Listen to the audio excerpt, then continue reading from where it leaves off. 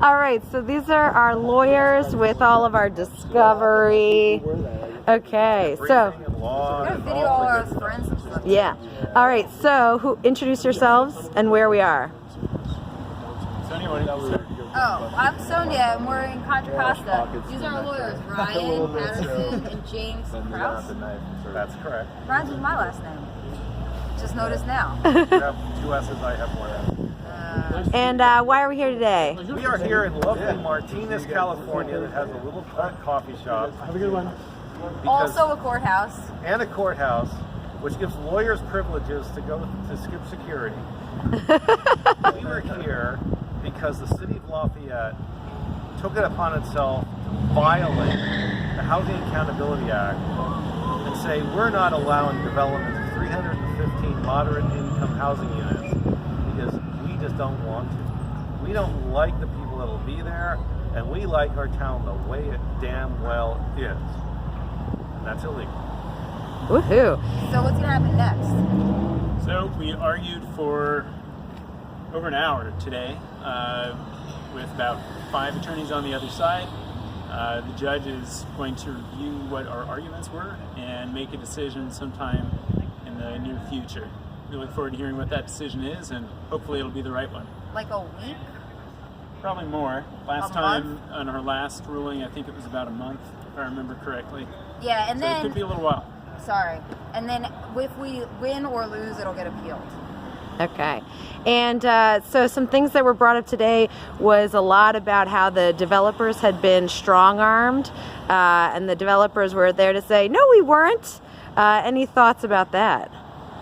Well, the act doesn't say that if the developer, for positive reasons on its own, without the city being involved whatsoever, like, who knows, market forces change or they, by law, well, whatever, if there's an independent reason they want to change the project, the act doesn't force them to stay with the project.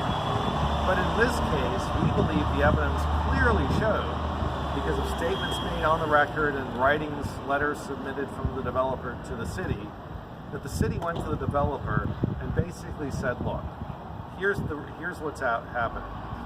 The public doesn't want this 315 unit project. We're going to stonewall it. You can sue us. We'll fight back. Blah, blah, blah, blah, blah, blah.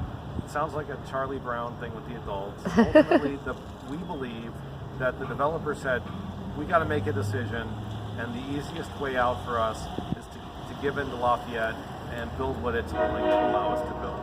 And if that is allowed to hold up, if the courts ultimately say that that's fine, then we believe that will be the roadmap to undercutting the Housing Accountability Act, because at that point you just convince the developer to change rather than force them to change. Yeah, I mean, at the end of the day, it's not about the developer. The act isn't for the developer; it's for the future residents. So it doesn't matter what they want, what they think they want now. You know, the city had a achievable application, a reasonable application. The city was supposed to do a thing with it. You know, it doesn't matter what the developer really wants. All right. That's the worst developer shilling I've ever heard. Brian, you have anything you want to add? No, other than I would love it if other developers or those who work for developers would respond on Twitter or elsewhere and just, state that this sort of thing that happened in Lafayette is very, very common. Cities put pressure on developers to change projects all the time. They often put pressure on developers to withdraw and then resubmit a project so it appears to be voluntary. But here in Lafayette, the developer didn't even do that. They never withdrew their initial application. They just engaged in this sleight of hand process agreement whereby they put it up, whereby they suspended it and proceeded with the city initiated plan. And then if that were denied, they would go right back to the 315. So we would love it if more developers and other folks in the development industry would just explain how common this is. All right. And also, not go under to it.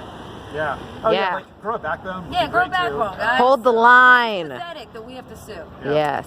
And let's also remind that cities could be suing each other about this as well. We wouldn't have to do this work if San Francisco was doing it for us. And remember, like city attorney generals, this would be really politically popular if you have ambitions to other offices in the city. Because as we know in California and maybe everywhere, if you blame outsiders for all of your problems, that can go over pretty well with your insider. That's right, outsiders. So if you if say San Francisco starts saying Palo Alto, Cupertino, these other cities in the South Bay, we are having a displacement crisis and a rent crisis in our city because of your inaction.